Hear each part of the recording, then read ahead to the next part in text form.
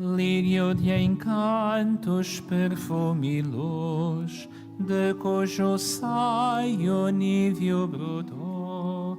Bendito o fruto, Cristo Jesus, o Verbo eterno que a ti baixou.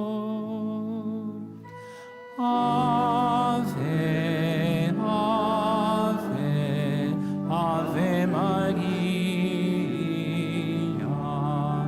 Ave, ave, ave Maria.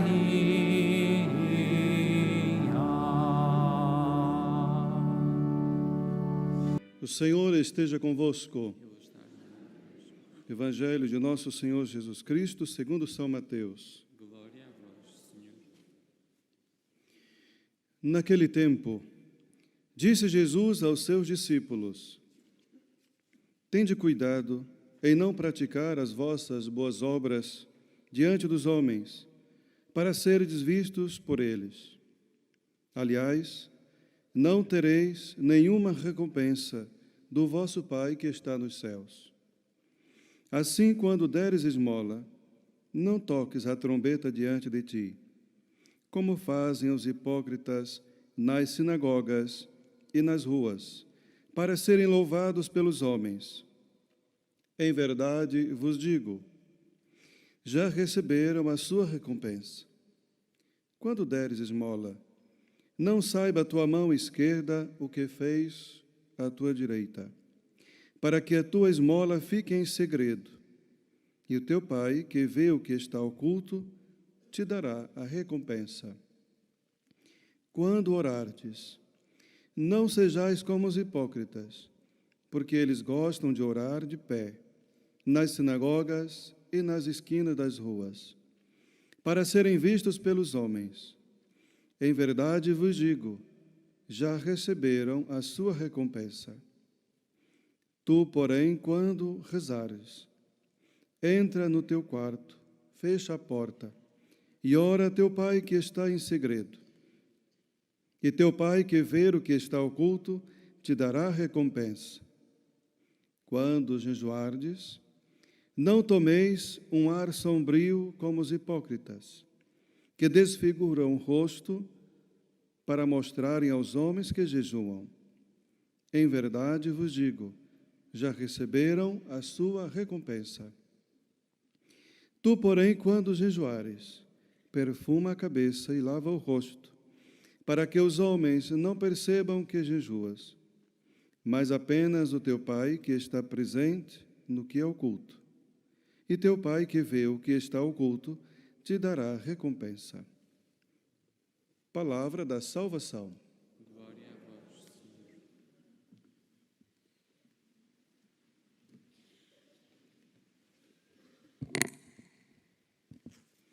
Iniciamos essa nossa reflexão para lembrar que esse texto também é aquele que nós damos introdução quando, na quarta-feira de cinza, iniciamos o tempo da Quaresma.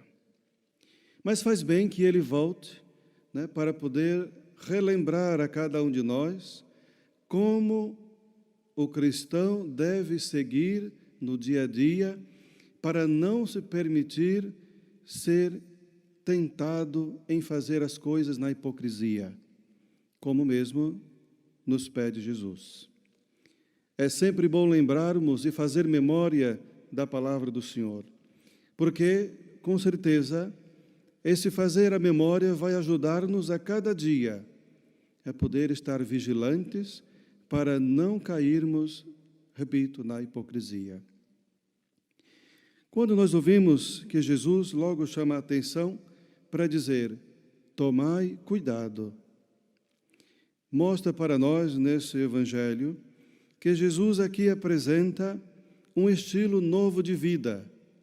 Aquele que quer seguir Jesus deve optar por esse novo estilo de vida que é dado por Ele.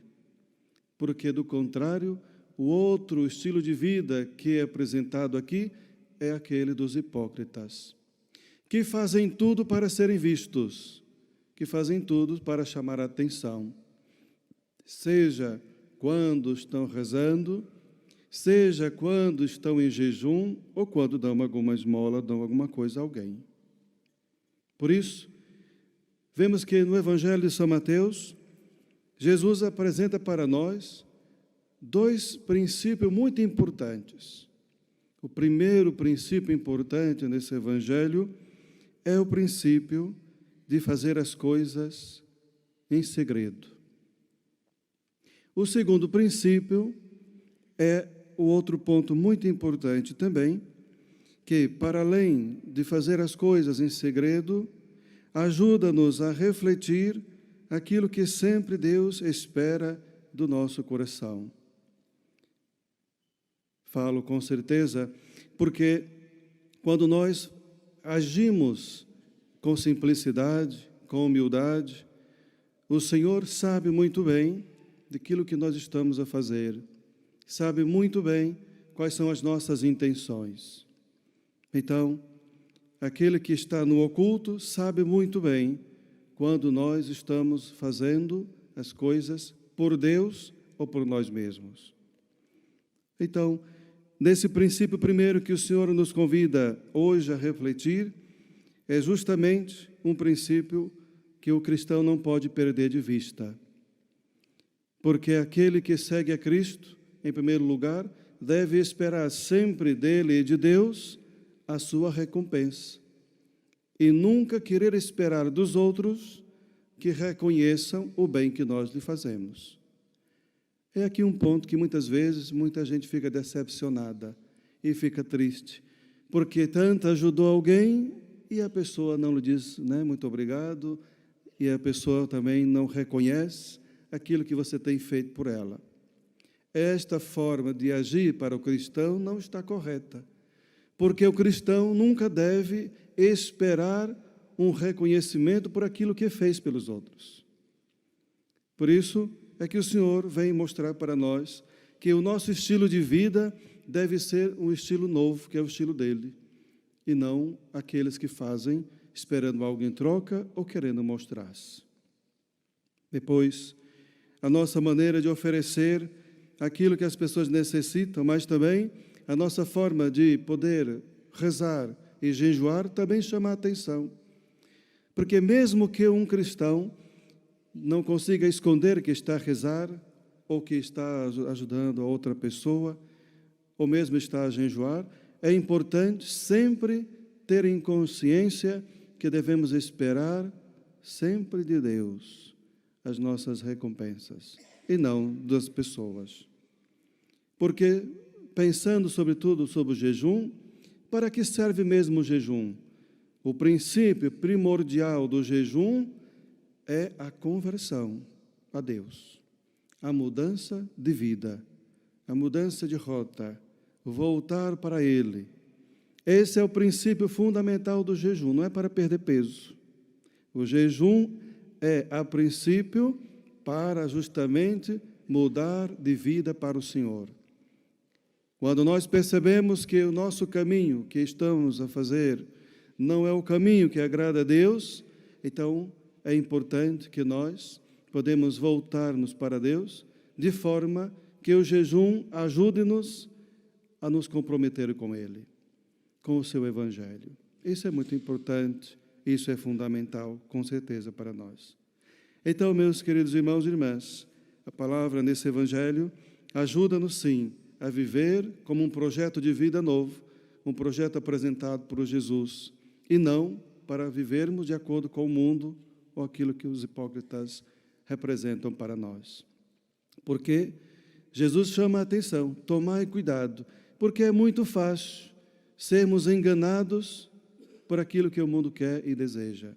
Por isso, devemos tomar cuidado de uma forma de estarmos vigilantes. Um outro ponto muito importante nessa liturgia da palavra é a primeira leitura que nós ouvimos hoje, estamos ouvindo esses dias, a história do profeta Elias. O profeta Elias é o grande profeta de Israel. É o homem que deixou ser plenamente dominado e atraído pelo Espírito Santo. Era o homem que permitia com que o Espírito de Deus o guiasse. E por isso não podemos também esquecer que realmente é um grande homem de Deus. Olhar para o profeta Elias é olhar para o homem extremamente apaixonado por Deus, um coração ardente, e traz como símbolo principal o fogo do Espírito de Deus. Por isso, ele não podia morrer da mesma forma que os outros profetas morreram, porque procurou sempre em tudo e cumprir a vontade de Deus e deixando sempre ser guiado pelo Espírito Santo, ardendo o seu coração no fogo de amor por Deus.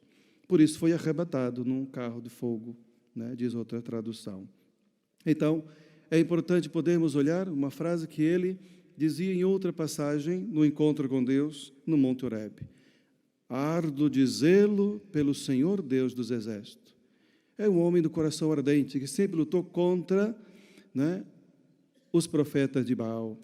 Ou seja, lutar sempre contra a idolatria, para dizer que nosso Deus é o único Deus verdadeiro, em quem nós devemos colocar sempre a nossa confiança, amá-lo e servi-lo.